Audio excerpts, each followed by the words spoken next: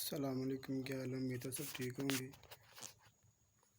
जी तो आज मैं आपको अर्थिंग के मुतालिक कुछ मालूमात दूंगा। काफ़ी मालूमात अर्थिंग के मुतालिक मैं आपको शेयर कर चुका हूँ, दे चुका हूँ, और जो रह गई है वो आप तक पहुँचाऊँगा। जैसे ही मेरे पास मालूमात आती रहेगी, मैं आप तक वो मालूमात पहुँचाता रहूँगा। अर्थिंग के सिलसिले में अर्थिंग करना क्यों ज़रूरी है, अर्थिंग जो किस वजह से की जाती है, अर्थिंग करने का तरीका क्या है, अर्थिंग में फ़ॉल्ट आ जाए तो उसका दूर करने का तरीका क्या है, डबल अर्थिंग क्या है, सिंगल अर्थिंग क्या है। सिंगल अर्थिंग के बारे में मैंने आपको बता चुका हूँ, आप तक शेयर कर चुका हूँ बात। और अब जो डबल अर्थिंग के बारे में मालूमात है वो काफ़ी हद तक मैंने आपको बता दी है।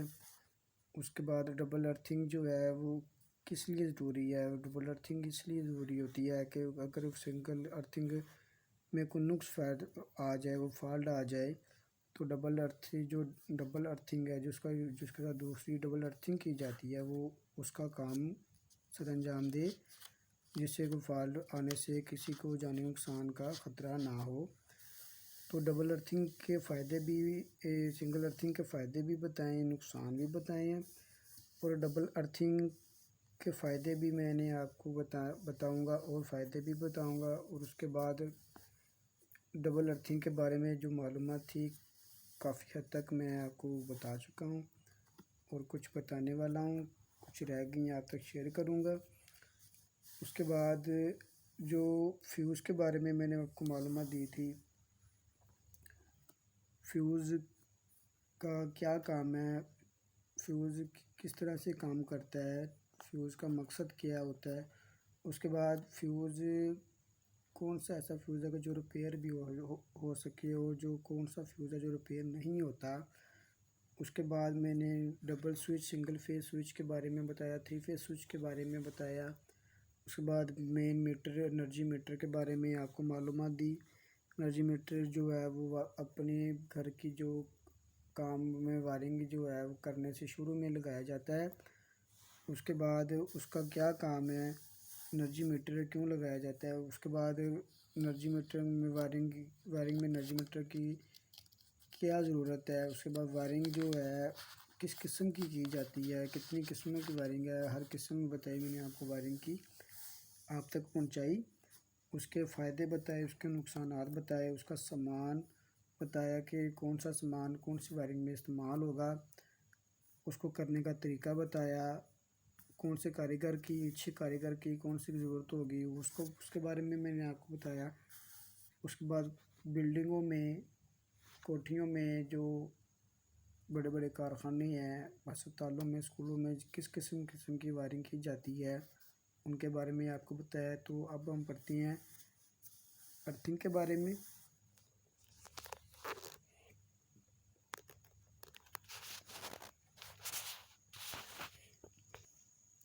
जी तो यहाँ पे बता रहे हैं कि करंट पर चलने वाला अर्थ लीकेज सर्किट ब्रेकर। ये तो उन्होंने सबसे पहले डायग्राम दिखाई हुई है उनकी।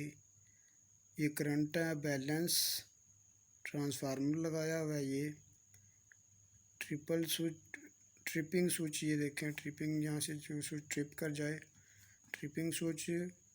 प्राइमरी, ये प्राइमरी वाइंडिंग है। उसके बाद सेकेंडरी वाइंडिंग ये है। Trip coil, protected metal work, ये सबसे डायग्राम दिखा दी हुई है। अब उसने इस करंट पर चलने वाले जो अर्थ लीकेज सर्किट है उनके बारे में नीचे बताया हुआ है।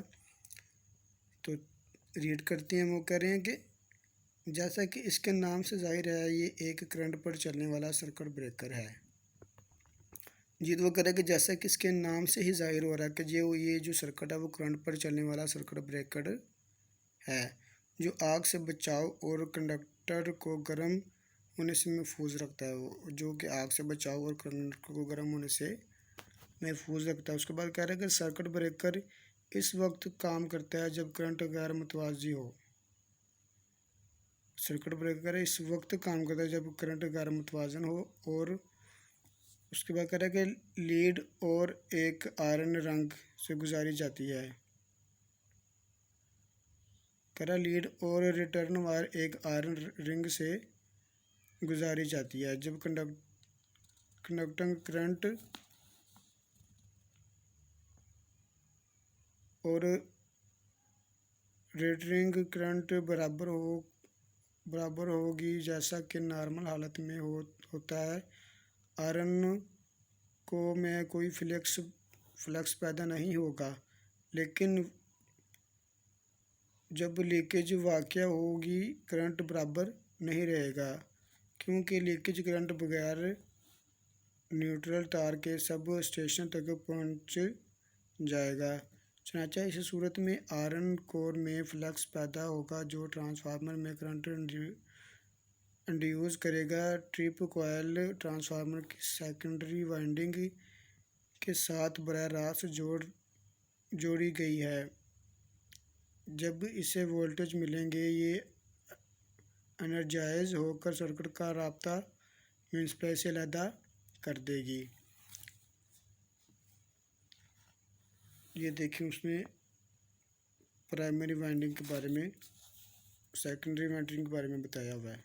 जैसे इसको एनर्जी मिलेगी ये उसका राब्ता मुंतका कर देगी। तो उसके बाद वो कह रहे हैं कि इस किस्म के सर्किट ब्रेकर